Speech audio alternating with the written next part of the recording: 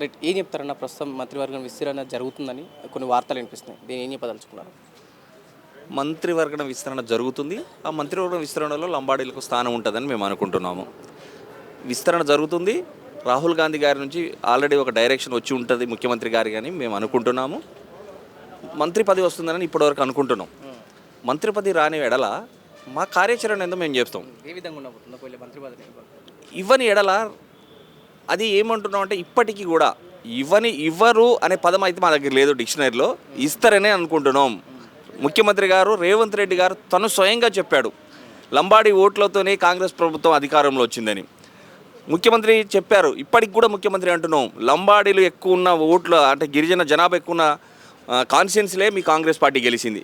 కాబట్టి గిరిజనుల మీద మేము ఏమాత్రం చిత్తశుద్ధి ఉన్నా, లేదంటే ఇచ్చిన మాట నిలబెట్టుకోవాలన్నా, లేదంటే రాహుల్ గాంధీని మీరు గౌరవించాలన్నా మంత్రి పదవి ఇవ్వాలని మేము డిమాండ్ చేస్తున్నాం. రేవంత్ రెడ్డి గారు గెలిచింది కూడా ఎక్కువ శాతం ఓట్లు లంబాడీలే పడ్డాయి కొడంగల్ నియోజకవర్గంలో.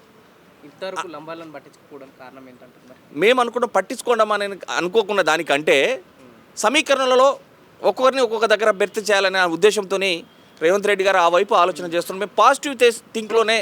ఇప్పుడు బలమైన నాయకులు బంజారాల నుంచి నలుగురే ఉన్నారు కాంగ్రెస్ పార్టీలో. మేమేమంటున్నాం, మీ పార్టీకి ఎవరైతే విధేయతలుగా ఉంటారో, మీ పార్టీకి ఎవరైతే లాయల్టీ ఉన్నారో వాళ్ళకి ఇవ్వండి అంటున్నాం. మేము బయట నుండి తీసుకొచ్చి ఎవరినో ఇవ్వమని అంటలేము, మీ కాంగ్రెస్ పార్టీ మీద వదిలేస్తున్నాం. మేము గిరిజన సంఘాలుగా డిమాండ్ చేసేది ఏంటంటే, మీరు ఒక లంబాడీ బిడ్డకు మంత్రి పదవి ఇవ్వాలని మేము కోరుకుంటున్నాం. అది ఎవరికి ఇస్తారా అనేది మీరు డిసైడ్ చేయండి. మీ దాంట్లో సీనియారిటీ చూస్తారా, లాయల్టీ చూస్తారా, లేకపోతే కాంగ్రెస్ పార్టీలో మొదటి నుంచి ఎవరున్నారో వాళ్ళని చూడండి. మేము అనుకుంటున్నాం సీనియర్ ఎమ్మెల్యేలకు అయితే ఇస్తారు, ఏ పార్టీ అయినా సీనియర్ ఎమ్మెల్యేలకు అయితే ఇస్తారు. మీ దాంట్లో ఎవరు సీనియర్ ఉంటే వాళ్ళకి ఇవ్వండి. రైట్, ప్రస్తుతం ఎట్లుందంటారు? కాంగ్రెస్ పార్టీ 14-15 నెలలు అయిపోతుంది. లంబాడీలకు ఇచ్చిన హామీలు కావచ్చు, ఇచ్చిన సంక్షేమ పథకాలు ఏమైనా అందుతున్నాయంటారా? నేనంటున్నా అంటే ఎవరిదైనా కొత్త సంసారమే. మేము అంత పాజిటివ్ థింక్లోనే ఆలోచన, గిరిజన చేసి పాజిటివ్ థింక్లోనే ఆలోచన చేస్తున్నాం. ఒక్కొక్కటి మొన్న మేము దానికి ధన్యవాదాలు చేస్తున్నాం. ఏది మొన్న గోర్బోలిని 8th షెడ్యూల్లో చేర్చడము, దాని ఇక్కడ నుంచి ఒక తీర్మానం చేయడం పంపింది. ఆ తీర్మానమే కాకుండా మీకు 8 మంది కాంగ్రెస్ ఎంపీలు ఉన్నారు, వాళ్లను పార్లమెంట్లో ఆ విషయాన్ని లేవనెత్తి అక్కడ మెడలు వంచి, కేంద్ర ప్రభుత్వం మెడలు వంచి 8th షెడ్యూల్లో చేర్చాలని మేము డిమాండ్ కూడా చేస్తున్నాం. లగిచెర్ల విషయంలో అది కొంత తొందరపాటే. అది ముఖ్యమంత్రి గారు చేశారని అనట్లేము, ముఖ్యమంత్రి గారికి తెలిసి అయిందని కూడా మేము అనట్లేము. కానీ ముఖ్యమంత్రి దాన్ని సద్దుమణింగి అక్కడ ఉన్న రైతులతో మాట్లాడి వాళ్ళకి న్యాయం చేయాలని డిమాండ్ చేస్తున్నాం. అని ఇట్లా కాంగ్రెస్ పార్టీ బంజారాలకి పెద్దపీట వేస్తుంది అనుకుంటున్నా ఇప్పటికైనా? కాంగ్రెస్ పార్టీతో బంజారా సమాజం, సుమారు 30 లక్షల జనాభా ఉన్నటువంటి బంజారా సమాజం తెలంగాణ రాష్ట్రంలో 10 ఏళ్ల బీఆర్ఎస్ పాలనకు చరమగీతం పాడి సుమారు 84 నియోజకవర్గాలలో 30 ఏళ్లకు పైచిలకు ఓటున్నటువంటి జనాభా ఉన్నటువంటి లంబాడీలు కాంగ్రెస్ పార్టీ ప్రభుత్వం వస్తే మాకు న్యాయం జరుగుతుందని భావించి ఆ రోజు ఉన్నటువంటి టీఆర్ఎస్ పాలనను కాదని చెప్పి కాంగ్రెస్ పార్టీకి ఓటేశారు. బంజారా జనాభా ఎక్కడ ఎక్కువ ఉన్నదో అక్కడ మాత్రం కాంగ్రెస్ పార్టీ ఎమ్మెల్యేలు బలంగా గెలిచారు. సో అటువంటి పరిస్థితులలో కాంగ్రెస్ పార్టీ రాగానే బంజారాలకు న్యాయం జరుగుతుందని భావించినాం. కాంగ్రెస్ పార్టీ వచ్చినాక మాకు మంత్రి పదవి ఇస్తుందని భావించినాం. కానీ ఎందుకో కాంగ్రెస్ పార్టీ నాయకత్వము బంజారా సమాజాన్ని గుర్తించడంలో కొంత వెనుకబడ్డదనేది బంజారా సంఘాల యొక్క ఒపీనియన్.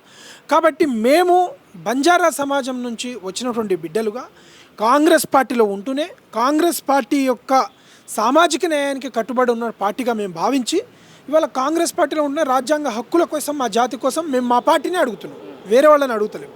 కాబట్టి ఖచ్చితంగా మంత్రి పదవి ఇస్తే కాంగ్రెస్ పార్టీకి చాలా భవిష్యత్తులో బంజారా సమాజం చాలా ఇంకా అండగా ఉంటుంది అనేటువంటి విషయం తెలియదు. కాంగ్రెస్ పార్టీలో కావచ్చు, బయట నడుస్తున్న చర్చ ఏంటంటే ఆర్థికంగా బలంగా ఉన్న వాళ్ళకే ఈ మంత్రి పదవి ఇచ్చే అవకాశం ఉందని ముందు నుంచి నడుస్తున్న చర్చ. దీని గురించి ఏం చెప్తారు?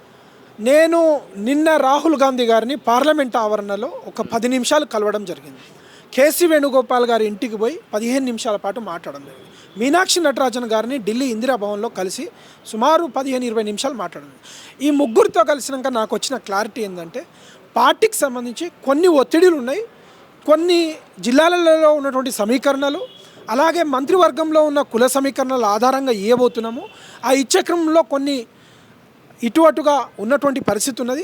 ఆ అడ్జస్ట్మెంట్ కొన్ని ఇబ్బందులు ఉన్నాయి, అయినా కూడా మేము బంజారా సమాజానికి ఇవ్వడం కోసం సమాలోచన చేస్తున్నామన్నారు. కానీ ఆర్థిక లావాదేవీల విషయంలో అటువంటిది ఏమీ రాలేదు. కాంగ్రెస్ పార్టీ తెలంగాణలో ఇంకా బలంగా పునాది వేసుకునే క్రమంలో మినిస్టర్లు ఉండాలి తప్ప కాంగ్రెస్ పార్టీకి ఇంకా ఇబ్బంది కలిగేటువంటి మినిస్ట్రీ కాకుండా అన్ని సామాజిక వర్గాలకు, ముఖ్యంగా లంబాడా సామాజిక వర్గం, ఆ తర్వాత మాదిగ సామాజిక వర్గం, ఆ తర్వాత ముస్లిం సమాజం అనేది ఇంపార్టెంట్. ఈ సమాజం నుంచి మినిస్టర్ కావాలని డిమాండ్ ఉన్నది. ముఖ్యంగా లంబాడీ సామాజిక వర్గం నుంచి 4 ఎమ్మెల్యేలు ఉన్నారు. వాటిలో సీనియారిటీని బట్టి, అదేవిధంగా వాళ్ళ పార్టీ లాయల్టీని బట్టి ఇవ్వండి తప్ప మేము కొత్తగా గొంతెమ్మ కోరికలు ఏమి అడుగుతలేమని చెప్పడం జరిగింది. మీరు ఎవరిని ప్రస్తావిస్తున్నారు అనుకుంటాం? ఒక 4 బలమైన నాయకులు కాంగ్రెస్ పార్టీలో లంబాడీలకు సంబంధించి 4 ఉన్నారు. మీరు ఎవరిని ప్రస్తావిస్తున్నారు అనుకుంటారు? మా బంజారా కమ్యూనిటీ నుంచి వైరా నుంచి రామదాస్ నాయక్ గారు ఫస్ట్ టైం గెలిచారు. వారు బలంగా పార్టీ కోసం కింది స్థాయి నుంచి వచ్చిన నాయకులు. ఆ తర్వాత మురళీ నాయక్ గారు మహబాద్ నుంచి ఉన్నారు. వారు ఫస్ట్ టైం గెలిచారు, కానీ పార్టీ కోసం పనిచేసిన వ్యక్తి. అదేవిధంగా డోర్నాకల్ నుంచి రామచందర్ నాయక్ గారు ఉన్నారు. వారు మొదటి నుంచి 2 సార్లు, ఒకసారి టీడీపీ నుంచి, తర్వాత కాంగ్రెస్ నుంచి పోటీ చేసి ఓడిపోయారు. వారు కూడా సీనియర్ నాయకులే. వారు విప్పుగా ఉన్నారు. వారు మా పార్టీ నుంచి నాయకులే. అదేవిధంగా బాలు నాయక్ గారు ఒకసారి జెడ్పీ చైర్మన్, 2 సార్లు ఎమ్మెల్యే, ఒకసారి ఓడిపోయారు. యూత్ కాంగ్రెస్ నుంచి ఉన్నారు. వారు కూడా సీనియర్గా ఉన్నారు. కాబట్టి అటువంటి నాయకత్వంలో ఎవరు పార్టీకి విధేయతగా ఉంటారు, ఎవరు సీనియారిటీ ఉంటారు, వారికి అవకాశం ఇవ్వమని కోరుతున్నాము. మేము బయట వాళ్ళకి ఇమ్మంటలేము, లేకుంటే ఇంకెవరికో ఇమ్మంటలేము. ఇంకా కొత్తగా ఎమ్మెల్సీకి కూడా ఒకరికి ఇచ్చారు. ఎవరికి అవకాశం ఉంటే వాళ్ళకి ఇవ్వండి, పార్టీ విధేయతను బట్టి ఇవ్వండి. కానీ మేమేదో వాళ్ళకి ఇవ్వండి, మా సామాజిక వర్గం మంత్రివర్గంలో ఉండాలనేదే మా డిమాండ్.